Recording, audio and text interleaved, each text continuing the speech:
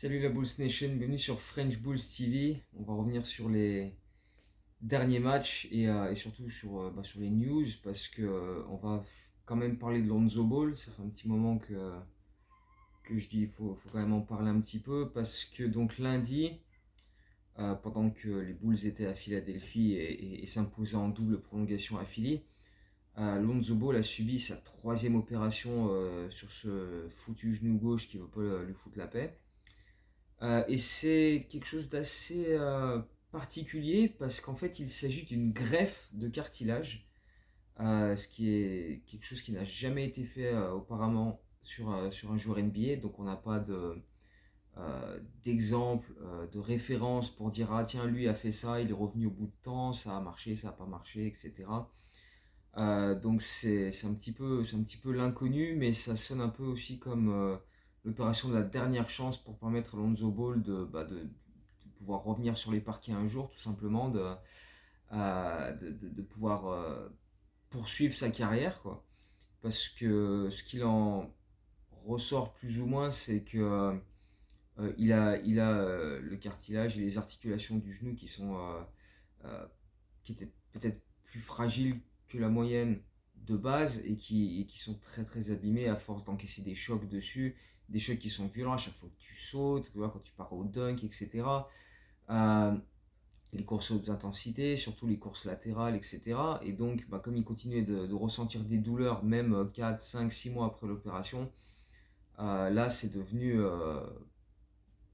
voilà, on n'a plus le choix, il faut faire ça. Et du coup, c'est ce qui s'est passé. Donc l'opération s'est apparemment bien déroulée d'après ce que Donovan a dit ensuite dans ses points presse avant les matchs.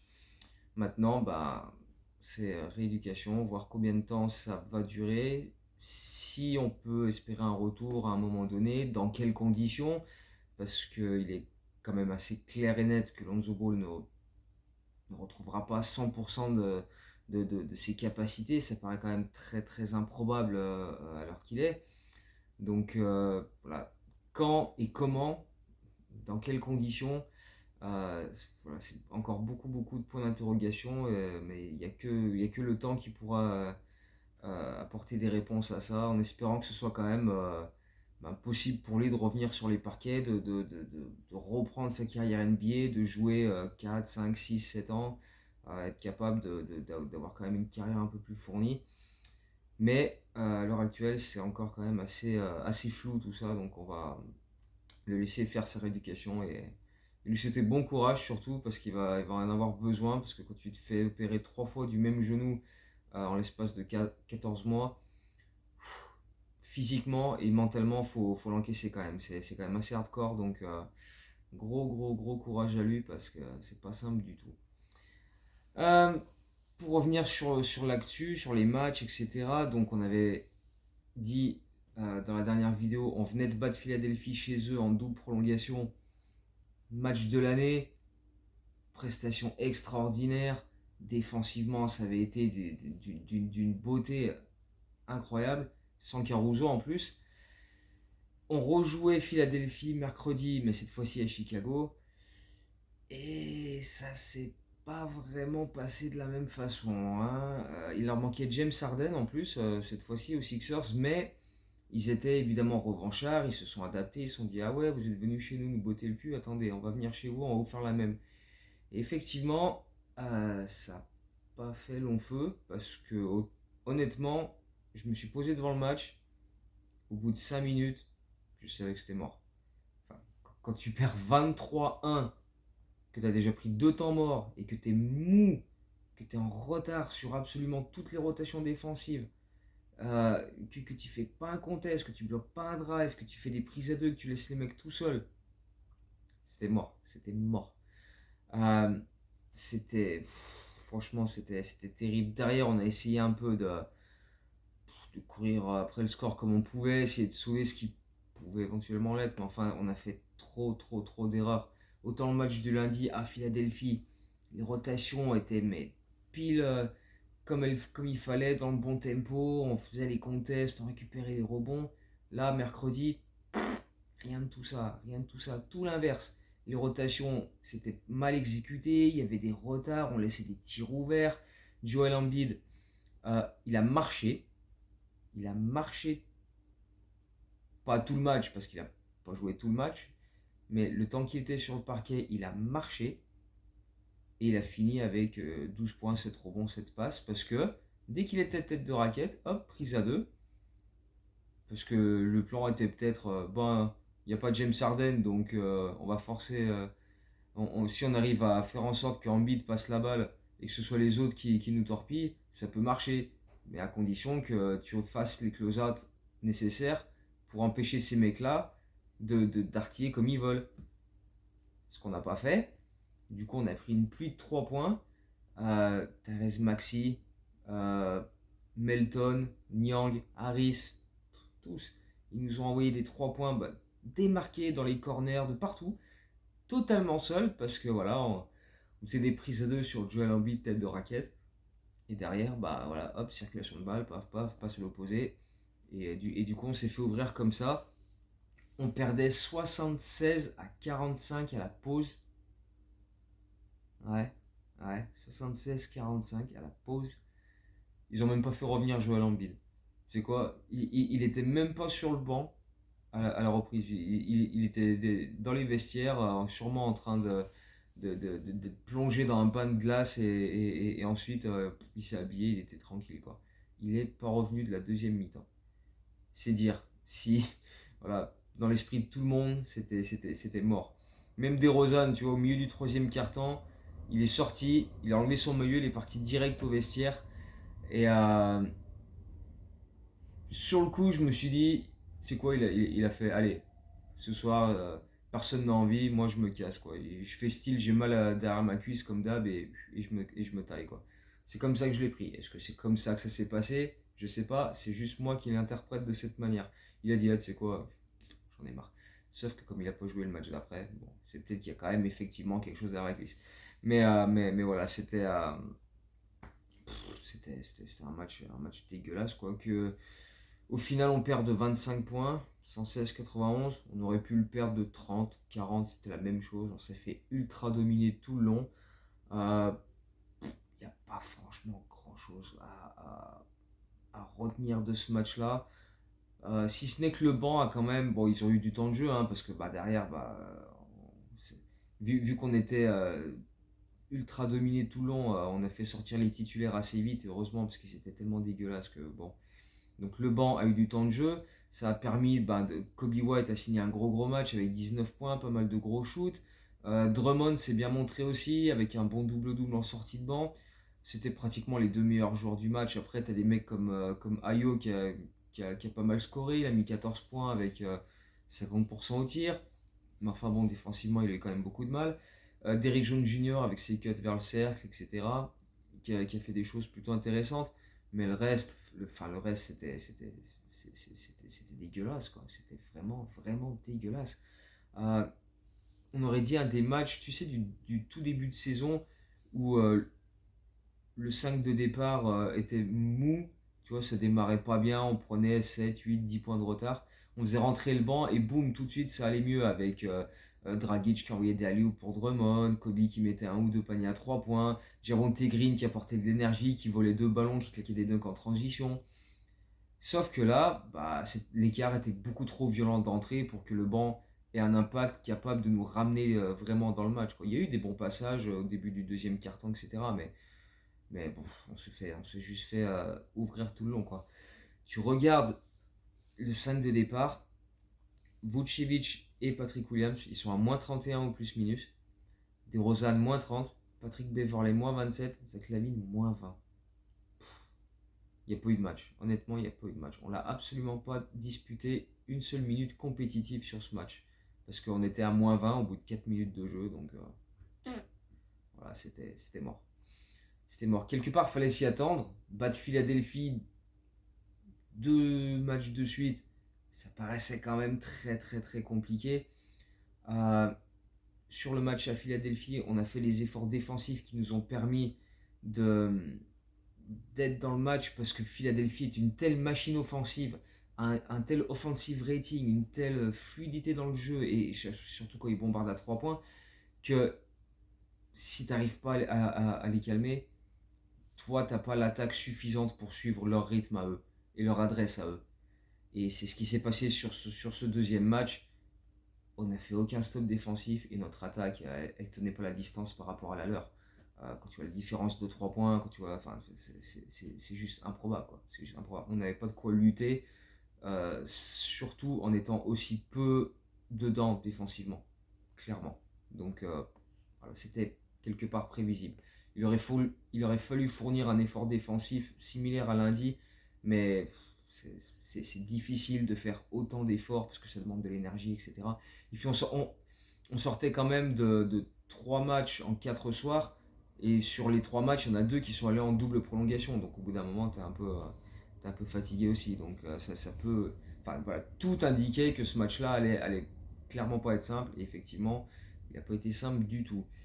Un match qui a été beaucoup plus simple, par contre, par la force des choses, c'est le déplacement à Portland de cette nuit, qui débutait un road trip de 3 matchs à l'ouest, où on était donc à Portland cette nuit, et on aura les Lakers et les Clippers dimanche et lundi. Parce que les Blazers étaient totalement décimés. Pas de Dame Lillard, pas de Jeremy Grant, pas de Anthony Simmons, pas de Nurkic, pas de Winslow. Euh, Ils avaient un 5 de départ avec Watford, Eubanks, Archidiakono. Je ne savais même pas qu'il était aux Blazers. Donc voilà. Je l'ai vu dans le 5 de départ. Je me suis dit, qu'est-ce qu'il fout là, Ryan? Mais bref. Nous, il manquait Demar DeRozan, mais on avait Caruso qui revenait après avoir manqué les 2 matchs contre Philadelphie. Mais voilà, avec autant d'absents côté Portland, tu te dis, normalement, hein, normalement, tu dois les éclater. Tu dois les éclater. Et le premier quart-temps, il est quand même assez laborieux. Quand tu arrives à 26-26 après 12 minutes, tu te dis, ce serait cool de vite mettre un petit coup d'accélérateur. Parce que dans les 12 premières minutes, à part les attaques du cercle en permanence de Zach LaVine qui a mis la moitié des points de l'équipe, c'était pas folichon, folichon. Surtout défensivement, on a laissé pas mal d'espace près du cercle, on a pris des paniers un peu à la con. Alors au départ, en plus, Portland, ils prenaient que des shoots à 3 points, les 7-8 premières possessions. Et puis derrière, dès qu'ils ont approché du cercle, ils ont vu que voilà, on faisait pas trop les efforts pour les empêcher d'y aller jusqu'au cercle. Donc du coup, ils ont continué. Euh, Ensuite, quand le banc est rentré, il y a eu de l'impact, à part Drummond, parce que Drummond, il a écrasé des ballons sur le cercle, il a loupé des lay-ups même en transition, il a perdu des ballons, il était mal placé défensivement et à chaque fois il se frustrait. Il a fait une sortie absolument dégueulasse. Dégueulasse. Dégueulasse. Non, Drummond, non, non, non, non. Autant le match d'avant, propre, là celui-ci, dégueulasse. Vraiment, vraiment dégueulasse. Mais le reste du banc, par contre, a eu un impact absolument fabuleux. C'était Derrick Jones Jr. avec ses cuts et ses paniers près du cercle. Kobe avec du playmaking et avec de gros shoots. Il a terminé avec 19 points, avec des super pourcentages et 9 passes décisives, Kobe White. Il a été très bon sur ce match-là. Il a vraiment fait plaisir. Franchement, j'ai kiffé. Ayo, il a rentré des shoots ouverts dans les corners. Je crois qu'il finit à 3 sur 4 à 3 points, ce qui est quand même assez rare pour lui. Donc voilà, il s'est fait plaisir offensivement. Dalen Terry s'est montré aussi. Dalen Terry a été très bon. Quelques bons seul play, quelques bons drives. Mais bref, il a fallu attendre à peu près le milieu du deuxième quart-temps. On a fait revenir Caruso, Pat Bev, Patrick Williams. Et là, tout de suite, l'intensité défensive a augmenté d'un cran. Il y a eu beaucoup plus de contests. On a provoqué des erreurs adverses avec des passages en force, des marchés. On leur a volé des ballons. On partait en transition. Zach LaVine qui a rentré des catch and shoot et des step back à 3 points dans tous les sens. Il avait déjà 23 points à 4 sur 4 derrière la ligne à la mi-temps. Et c'est comme ça qu'on a créé notre premier écart et on menait de 15 points à la pause. De 16 points, pardon, 61-45. Parce que voilà, l'effort défensif d'un côté avec Caruso, Pat Bev, les hustle play, tout ça. Et de l'autre côté, un Zach LaVine en état de grâce qui a bombardé dans tous les sens, qui était absolument fabuleux. Parce que voilà, justement, en l'absence de Demar DeRozan, il fallait qu'il prenne plus de responsabilité au scoring. Ce qu'il a fait aussi en donnant d'excellentes passes décisives. On reviendra sur les stats peut-être après. quoique non, on peut le faire maintenant. Il a fini le match avec 33 points euh, et 8 passes décisives, Zach LaVine. Donc il a été extrêmement bon. Il n'a pas du tout joué le quatrième quart-temps parce qu'à ce moment-là, on était déjà loin. Vucevic a très peu joué dans le quatrième quart, donc on a pu reposer nos gars. C'était quand même assez intéressant. Parce que dans le troisième quart-temps, on a bien géré. On n'a pas laissé la moindre chance à Portland de revenir dans ce match. Bon, ils n'ont pas eu particulièrement d'adresse extérieure qu'on les empêchait d'aller au cercle. Mais, et puis voilà, ils n'avaient pas de profondeur de banc non plus, donc c'était difficile pour eux aussi. Mais voilà, on s'est évité toute frayeur inutile. Ils n'ont pas eu l'occasion de prendre confiance, de revenir au score à genre -8, -7, -6. Non, non, non. Euh, on était constamment à +20, +22, +25. Au contraire, voilà, on n'arrêtait pas d'augmenter notre avance. On menait de +26, genre dans la dernière minute du troisième quart-temps, avec Kobe White qui mettait des 3 points. Donc du coup, ça a permis de reposer nos titulaires, parce que Zach et Vooch ont joué 30 minutes sur ce match-là, Pat Bev 24, Caruso 16 minutes. Et puis bah, du coup, ça a permis aussi de voir un peu les autres. Derrick Jones Jr. s'est fait plaisir. Kobe White a encore fini avec 19 points, comme je disais. Dalen Terry dans le quatrième quart-temps avec des super attaques du cercle et des belles finitions. Il a fini avec 6 points, 4 rebonds, 3 passes. Il était un petit peu partout en défense aussi. C'était cool de le voir sur ces minutes-là, même si c'était déjà un peu du garbage time. Mais il a eu aussi des minutes en première mi-temps. Il a montré quelques petits trucs assez intéressants. Donc il, il- il a profité des minutes qu'il a eu, quoi, vu que DeRozan n'était pas là et que c'était un match quand même assez facile. Donc voilà, il s'est fait plaisir. Euh, Après, bah voilà, ça reste une large victoire où t'apprends pas grand chose quand même. Parce que bon, bah, c'était en face une équipe extrêmement affaiblie. Tu peux quand même te dire que quand tu joues sans DeRozan, tu as la possibilité d'accélérer le tempo et ça profite à des mecs comme Kobe, comme Ayo, comme Derrick Jones Jr., comme Patrick Williams, etc., qui sont tous voilà, peut-être beaucoup plus à l'aise comme ça sur demi-terrain, sur transition, sur jeu rapide, que quand DeRozan est là et que voilà, il fait des possessions en isolation et qu'il voilà, il temporise, il prend des shoots à la fin de l'horloge, etc. Là, on a quand même très peu vu des shoots de la part des Bulls qui étaient pris à la fin des 24 secondes. Il faut dire que bon, Portland ne défendait pas forcément pour, nous, pour, nous, pour nous bousculer et faire en sorte qu'on prenne des shoots en fin de possession. Mais voilà, on a été en mesure de vraiment hausser le rythme, un gros tempo sur ce match-là. Et je on va pas dire, voilà, les Bulls jouent mieux sans DeMar DeRozan, c'est pas le truc. Mais on joue différemment et ça convient peut-être à plus de joueurs dans l'équipe quand on est vraiment, voilà, on lâche les chevaux et on fonce, quoi. Donc, puis c'est aussi ce que Billy Donovan aime souvent mettre en pratique, surtout quand tu as des line-up avec plusieurs arrières, quoi. Avec 3 ou parfois 4 arrières. Donc voilà, c'est peut-être un enseignement que tu peux tirer de ce match-là. Mais bon, quand tu vas à Portland, que tu gagnes de 28 points et qu'ils ont la moitié de leur équipe qui est sur le banc en costard, bon, voilà, il n'y a pas grands enseignements à tirer de ce match-là. Mais ça reste quand même une victoire qui fait du bien pour le classement, sachant que quelques heures avant, Toronto et Washington avaient gagné leurs matchs respectifs. Indiana a perdu à Boston, ce qui est quand même assez logique. Et si tu regardes le classement maintenant, tu as Atlanta 8ème avec 36 victoires, 37 défaites. Toronto est juste derrière, 36 victoires, 38 défaites. On est 10ème toujours avec 35 victoires, 38 défaites. Indiana et Washington commencent à être un petit peu largués quand même avec 33 victoires, 41 défaites. Mais à l'heure qu'il est, on est à une victoire d'Atlanta à la 8ème place. On joue Atlanta euh, dans une dizaine de jours à peu près. Donc ça peut être intéressant, même si avant ça, il va se passer encore beaucoup de choses, hein.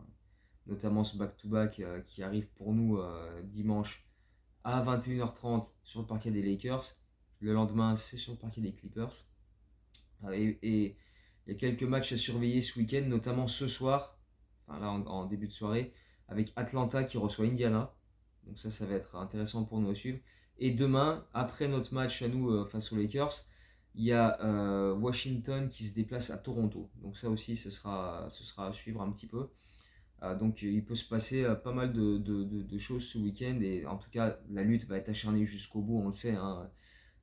Toutes ces équipes-là vont tenter de se placer le mieux possible et à nous de faire en sorte d'être parmi ces équipes qui seront encore là après le 9 avril. Mais c'est clair que voilà, il y a tellement peu d'écart entre ces équipes-là que voilà, d'un week-end à l'autre, ça peut quand même vite changer. Donc à nous de faire le taf sur les prochains matchs. Parce que mine de rien, cette victoire à Portland, c'est notre 5e victoire de suite à l'extérieur. Donc si on peut enchaîner une 6e sur le parquet des Lakers, ce serait quand même pas mal du tout. Sachant quand même qu'ils sont en pleine bourre, les Lakers, ils vont beaucoup mieux. Ils ont équilibré leur bilan, ils sont à 37-37. Anthony Davis a été monstrueux cette nuit encore, avec un truc comme 37 points, 15 rebonds. Donc ça va pas être si simple que ça. Ça va pas être si simple que ça. Là, on a Lakers, Clippers. On retourne à Chicago mercredi pour rejouer les Lakers. Euh, Pas simple. Pas simple. Même si, voilà, il leur manque du monde, hein, mais en ce moment, les Lakers, ils carburent. Les Clippers, ils ont perdu Paul George dernièrement. C'est pas cool pour eux, mais bon, t'as Kawhi qui est quand même à fond. Donc, ces 3 prochains matchs-là, va falloir les aborder avec sérieux. Espérons que Demar soit capable de participer à ces matchs-là, parce que mine de rien, bah, on a quand même besoin de lui, de ses paniers clutch, etc., de sa sérénité, de son expérience. Donc, c'est des gros, gros matchs. En plus, lui qui est de Los Angeles, il voudra jouer ces matchs-là et, euh, et se montrer, comme il l'avait fait l'an dernier d'ailleurs. Donc, voilà, espérons qu'il soit là, parce qu'on va vraiment en avoir besoin. Euh, on se retrouve sûrement après le back-to-back, hein. Je pense pas faire une vidéo après le match des Lakers. On fera ça après le back-to-back pour revenir sur les 2 matchs et après on enchaîne. En attendant, si vous ne l'avez pas encore déjà vu, je vous invite à aller voir cette dernière vidéo que j'ai postée des Windy City Stories où on parle du titre universitaire gagné par Loyola en 1963. La seule équipe universitaire de Chicago ou de l'État de l'Illinois qui a remporté un titre NCAA, mais dans des circonstances quand même assez extraordinaires, que ce soit le parcours en lui-même et tout ce qui s'est passé autour avec le contexte de l'époque, la ségrégation, l'interdiction aux joueurs de couleur d'être sur les parquets, etc. Il y a beaucoup, beaucoup de choses à apprendre sur ça, donc voilà, si vous ne l'avez pas encore vu, ben, voilà, je vous conseille d'aller le voir et dites-moi ce que vous en avez pensé. Donc voilà, bon visionnage de cette vidéo et puis on se retrouve après le back-to-back à Los Angeles pour faire un point sur notre situation. Donc d'ici là, portez-vous bien et à très bientôt. Ciao, Boots.